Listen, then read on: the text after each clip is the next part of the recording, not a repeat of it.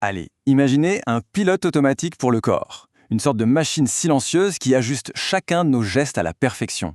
Eh bien, aujourd'hui, on va explorer le chef d'orchestre secret de notre cerveau. Sérieusement, réfléchissez-y une petite seconde. Rien que pour marcher, des centaines de muscles doivent se contracter en parfaite synchro. Ou pour attraper une simple tasse de café, hop, la main ajuste sa trajectoire, sa force, tout ça en temps réel. Alors comment est-ce que notre corps arrive à faire des prouesses pareilles avec une telle facilité, sans même qu'on y pense? Le secret, il se cache dans une structure toute petite, mais incroyablement puissante. Eh bien, le voici, ce fameux secret. C'est le cervelet. C'est lui, notre chef d'orchestre silencieux, l'ingénieur qui veille à ce que chaque action soit précise, fluide, parfaitement coordonnée.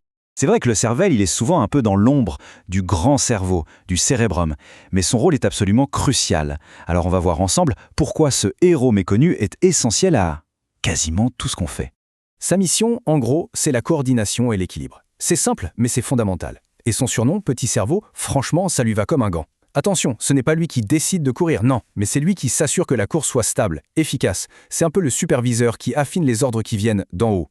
Bon, mais alors, où est-ce qu'il se cache, ce petit cerveau? Et qu'est-ce qui le rend si spécial? Sa position déjà, et sa composition, eh bien ça nous donne de sacrés indices.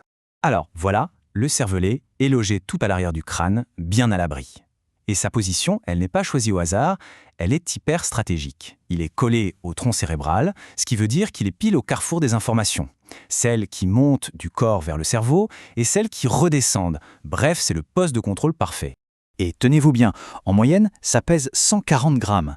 Ça peut paraître ridicule, mais il ne faut pas s'y fier, parce que cette toute petite masse, elle contient plus de la moitié de tous les neurones de notre encéphale. Oui, plus de la moitié. C'est une densité de calcul qui est juste phénoménale. En fait, la clé de tout ça, c'est une bonne vieille répartition des tâches. Imaginez, si le grand cerveau, c'est le stratège, celui qui dessine les grands plans, eh bien le cervelet, c'est l'ingénieur de terrain.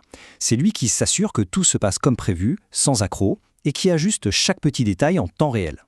Bon, maintenant regardons-le d'un peu plus près. Juste son apparence extérieure, ça nous en dit déjà long sur son organisation et sa complexité. Ce qui frappe d'abord, c'est sa structure. Elle est super symétrique. On a deux hémisphères, un peu comme pour le grand cerveau. Et pile au centre, il y a ce qu'on appelle le vermis. Lui, il agit comme un pont. Il unifie l'action des deux côtés. C'est d'ailleurs lui, en grande partie, qui est crucial pour notre posture et pour notre capacité à marcher bien droit. Et puis, si on regarde la surface, on voit qu'elle est incroyablement plissée, un peu comme un accordéon en fait. La question c'est pourquoi? Eh bien, c'est tout simple, c'est pour maximiser la surface disponible pour les neurones. Tous ces petits plis, qu'on appelle des lamelles, ça permet de caser une puissance de calcul absolument phénoménale dans un espace minuscule. Attention, ces fissures profondes, ce ne sont pas juste des plis au hasard. Non, ce sont de vraies frontières qui délimitent des régions avec des fonctions bien spécifiques. La fissure primaire, par exemple, elle sépare les zones qui vont gérer les mouvements des jambes de celles qui s'occupent des bras. C'est super organisé. Alors, si l'extérieur est déjà complexe, attendez de voir l'intérieur. Là, on découvre une structure d'une beauté presque poétique. Allez, on plonge au cœur du cervelet à la découverte de son secret, ce qu'on appelle l'arbre de vie. Parce que, oui, à l'intérieur, se cache l'une des formations les plus élégantes de toute l'anatomie humaine. Vraiment. Et voilà, l'arbre de vie. Et ce n'est pas juste une jolie image, c'est une description anatomique parfaite. Ce qu'on voit, c'est la matière blanche qui forme un réseau ultra complexe. C'est un peu les autoroutes de l'information. C'est ça qui connecte toutes les zones du cervelet entre elles et qui lui permet de communiquer à une vitesse mais fulgurante. Ok, maintenant qu'on a vu la structure, l'anatomie, passons à la pratique. Comment est-ce que tout ça s'assemble pour faire de nous des êtres capables de bouger de façon fluide et coordonnée? Franchement, la meilleure analogie pour comprendre comment il fonctionne, c'est de l'imaginer comme un responsable du contrôle qualité. Voilà. Le cervelet, il passe son temps à comparer le mouvement qui était prévu par le cerveau avec le mouvement qui est réellement exécuté par le corps. Et s'il y a un décalage, si ça ne correspond pas, eh bien il envoie immédiatement des signaux pour corriger le tir. Alors concrètement, comment ça marche?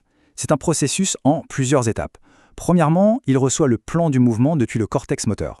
Ensuite, en même temps, il reçoit des infos en direct des muscles, des articulations, qui lui disent ce qui se passe vraiment. Troisième étape, il compare les deux, le plan et la réalité.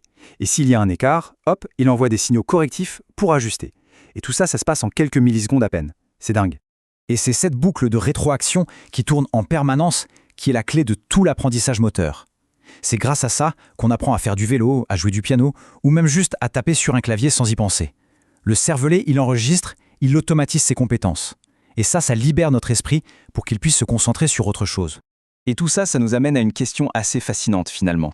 Chaque nouvelle compétence physique qu'on apprend, que ce soit un sport, un instrument de musique, tout ça est littéralement gravé dans la structure même de notre cervelet. Donc, la vraie question, ce n'est pas de savoir ce qu'il peut faire, mais plutôt quelle sera la prochaine compétence qu'on va choisir de lui enseigner. Merci d'avoir suivi ce décryptage.